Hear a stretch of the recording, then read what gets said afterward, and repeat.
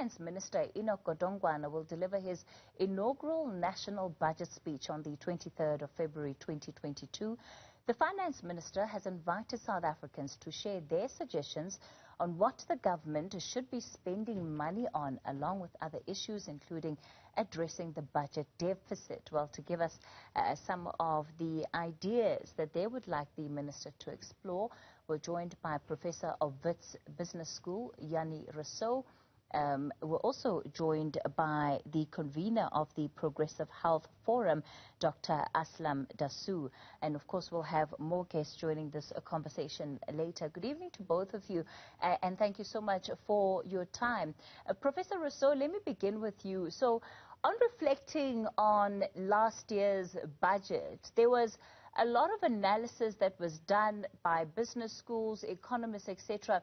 And some of that feedback seemed to just suggest that the budget that we currently have and what it prioritizes is not really a very constitutional budget.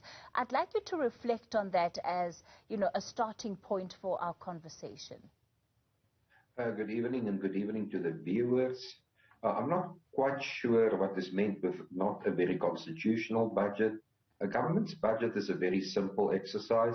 Government has revenue, it has expenditure, it has a difference between the two, and whatever expenditure is not covered by revenue, the government must borrow annually, the so-called deficit before borrowing. The deficit before borrowing in our case is more than 6% of our GDP, which is clearly unsustainable. So in short, the government is running out of money, and the big question is how to restore fiscal sustainability in South Africa. The government just cannot carry on spending as it has been spending with the limited resources it has at its disposal.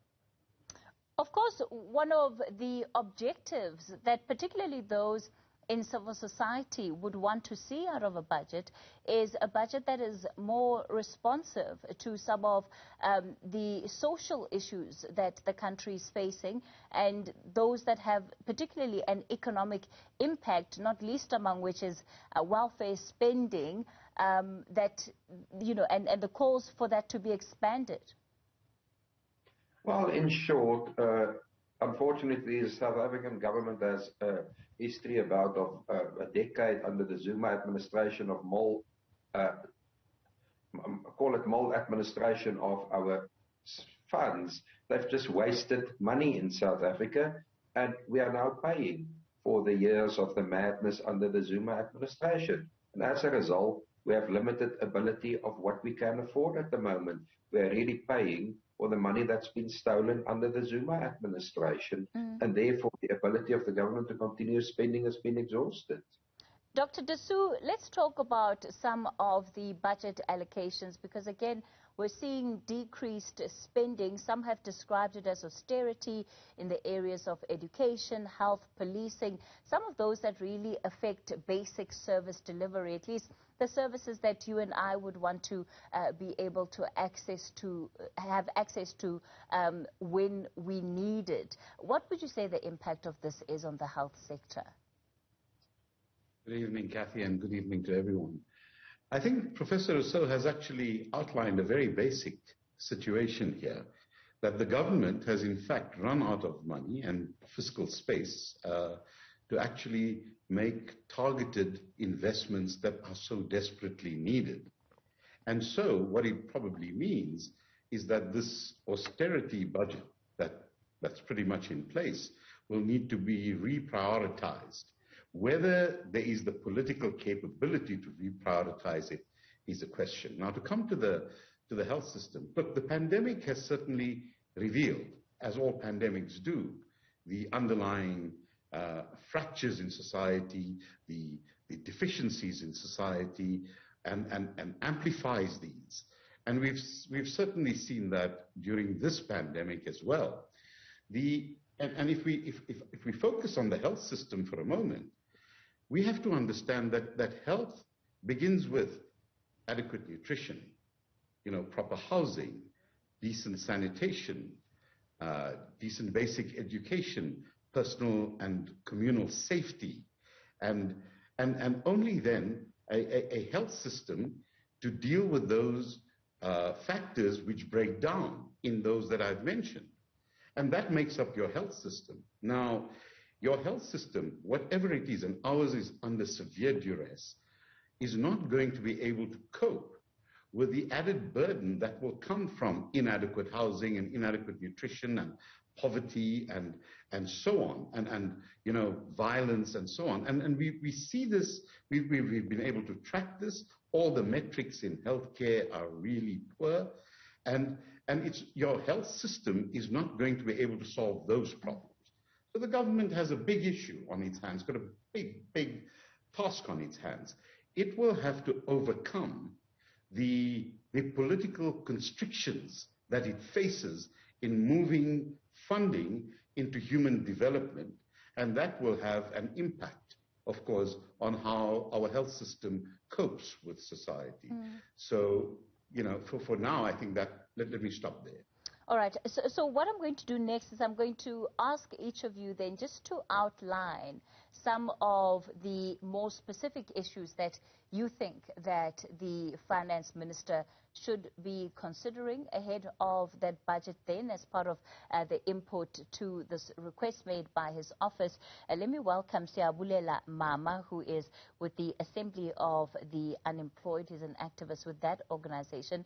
Siyabulela, perhaps your first take then on what the finance minister should do in his budget speech. What should he be prioritizing? Thank you very much, Kathy. What he should be prioritizing, given the high rate of unemployment that we're facing, is a basic income grant of 1,500 that we have been calling for, and the stop to austerity. That's what we're hoping for. That he just introduces a basic income grant, and that for this there is funding. We have noted, by the way, the money that they've received from the World Bank, which we have been calling against, and we have been telling them that, look, there's been an under 2 trillion rands that's sitting in the GEPF, hold it there. And workers continue to contribute 6% to the GEPF above that money. And what we have been saying is that you can borrow from yourself, borrow from the GEPF below the market rate. And in that way, you can consolidate your debt, which, by the way, is the reason for austerity. So this is where the money could come from that could fund a basic income grant, which we have been calling for. And given the high rate of unemployment, over 45% of the South African population is unemployed. So what do we do to that? We need a basic income grant. Professor Rossouw, let me come to you. This issue of the basic income grant is not going anywhere. And when one looks at the outcomes of the research into, the fund like the Social Release of Distress Fund, the 350 Rand, and the impact that that has had on people's lives, there's certainly no question about whether or not some form of support is needed more broadly for people in this country. How do you think the minister should approach this conversation? Well, I must start by stressing again that South Africa does not have an austerity budget. At the minimum, an austerity budget as a balanced budget. A budget where you have a deficit of a borrowing deficit of more than 6% of GDP is definitely not an austerity budget. It's a misnomer. Please, this is not an austerity budget. This is a very expansionary budget. It's nothing but an austerity budget. Secondly, I just have to respond to Sia's remark about the government taking money below market interest rates from the GEPF. The money in the GEPF belongs to the members of the GEPF. It's not the government's money to take. If I was a member of the GEPF, I would really be alarmed by the remarks Sia are making, that this money should simply be taken by the government at below market interest rates. I mean, this is the money making provision for the retirement arrangements of the members of the GEPF.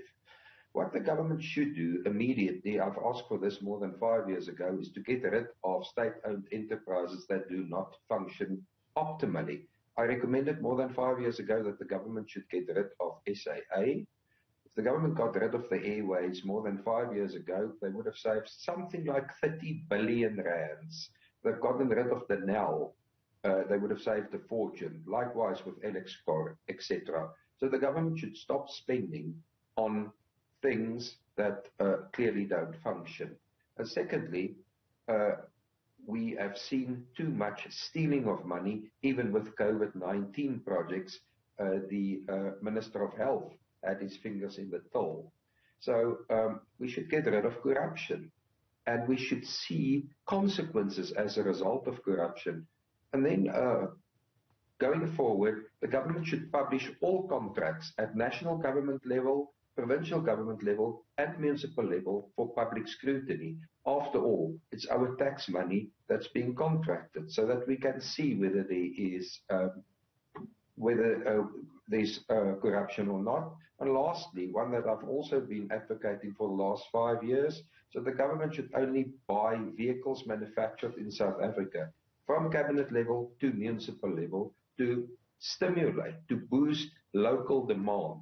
But our politicians are not interested in the people in South Africa. They are just interested in lining their own pockets. And that is why we are in this mess. And with a dysfunctional government, we can dream on. We can dream about basic income grants. This government has no plan to get us out of this economic mess. Dr. Dasoo, let me give you a moment to come in there and then perhaps talk about your own priorities in terms of spending. How do you think that budget should be set out? Look, I think I take Professor Rossouw's points, and I think the facts are pretty clear about what we have available. The basic income grant, a report has just revealed, is potentially doable in the current climate. Of course, but that will require shifting the spending priorities. But it's doable. And why I think that's important, it's about human development. You know, the level of poverty is such, and the pandemic has deepened poverty and malnutrition, especially among the childhood cohort, so significantly that we risk getting a generation in a short while that is stunted, that will be replicating and reproducing the deprivations of the past. So the idea of income support must be a priority, given the fact that we have so many people with absolutely nothing.